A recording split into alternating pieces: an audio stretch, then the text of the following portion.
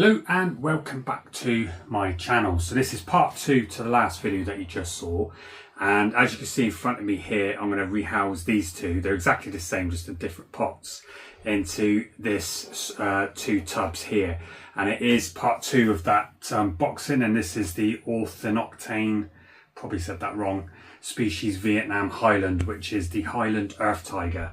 And I love pretty much everything that comes out of Vietnam at the minute. I've got quite a few different species from Vietnam, and I'm waiting for Vietnam Silver to drop a sack. Hopefully, cross fingers she does.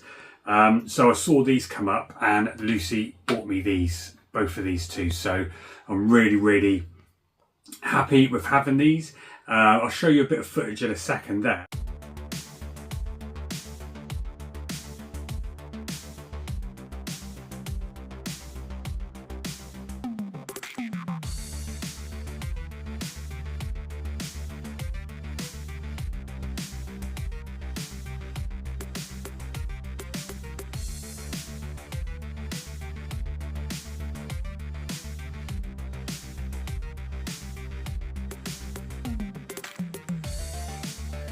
So you can see that they're a nice colour for a burrowing species, like the dark browns, but they've got massive chelicerae at the front and they've got thicker legs. And I did a bit of research. It's because of the soil where they live. It's clay-like, it goes proper rock solid.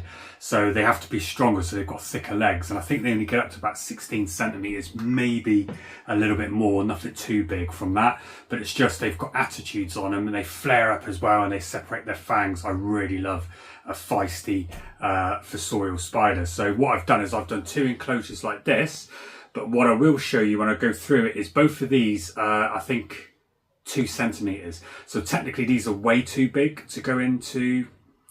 These enclosures are too big for them, but I've done it before with a load of others that I've got. I've got the Sirapagopus species Smith, the Chinese earth tiger, absolutely brilliant.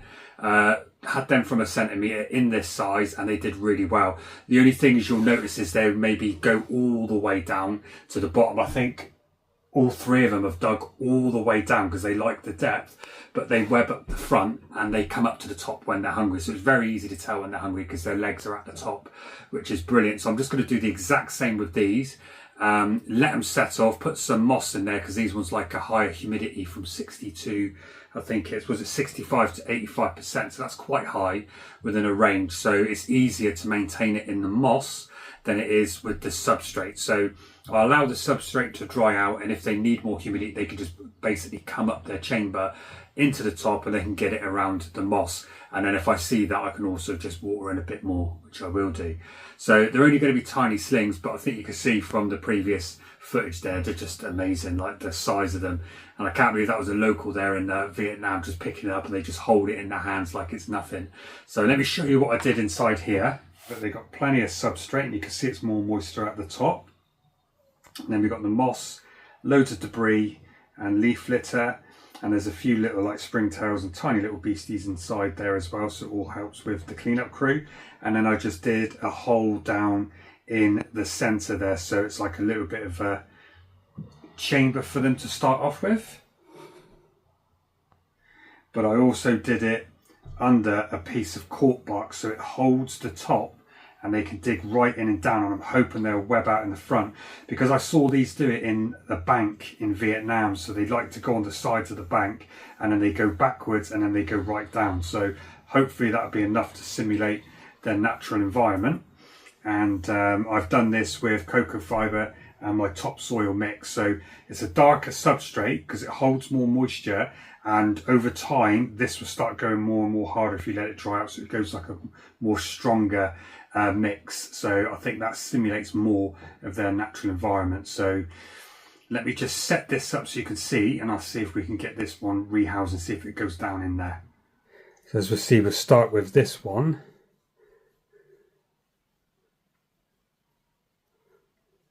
Sure if you can see that there, it's done like a circle chamber there going all the way down to the top. So I think these are going to be fast.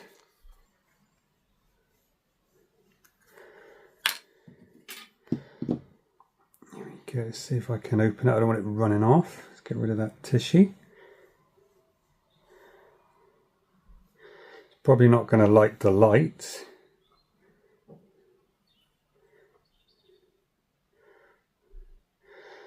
Oh, it's got a nice light tan coloration on it, and the feet are a darker colour, like it's got little pads, so it's a little bit bigger than what it looks at the minute. So it's 2 centimeters, so this is massive enough enclosure for it.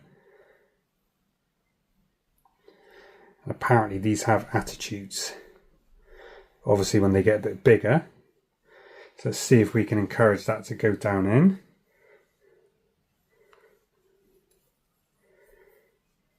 Come on, little fella.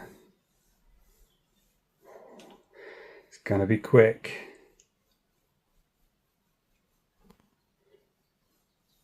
Boom, gone straight down in there.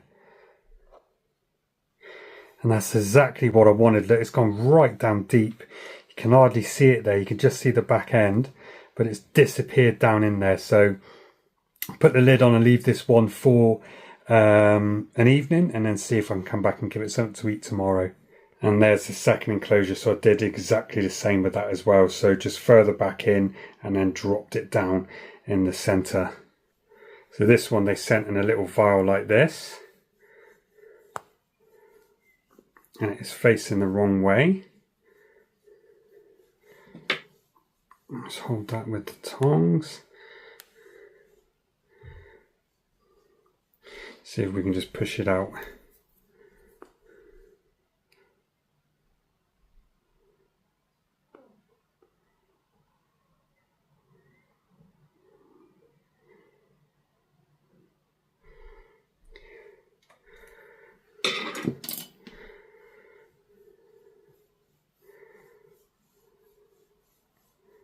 It's trying to look to dig straight away. I want to see if I can encourage it to go into the hole, because then it will settle down extremely quick.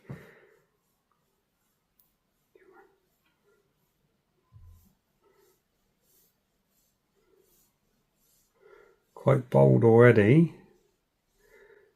There you go. There you go. And it will go down. The reason I did that is just so it settles really quick. And then tomorrow what I'm going to do is come back in and see if there's any webbing or any soil out of there. And then I may try and feed it as well. So I'll try and tag that on to the end of this video. So there we have it. So that's both of those in. I hope you like the way I set them up. And don't be afraid to put a smaller sling into a bigger enclosure. Just it means you've got to put more effort and more time into making sure they're okay, making sure the humidities are right, making sure they're fed all right, and just adjusting the temperature as well for them. But I like to do all the little bits and pieces like that to make sure I adjust it every single day. So I know I can do that with this enclosure, and I find they all get less stressed, because I think the worst ones are Dichromatus, Black Fury, and once you get them settled like that, they are not a hassle. They're just fast. And I think you could calm everything down. So that's what I like to do. So let's just see if I can come in tomorrow and see what they've done, and I'll add it on to the end of the video.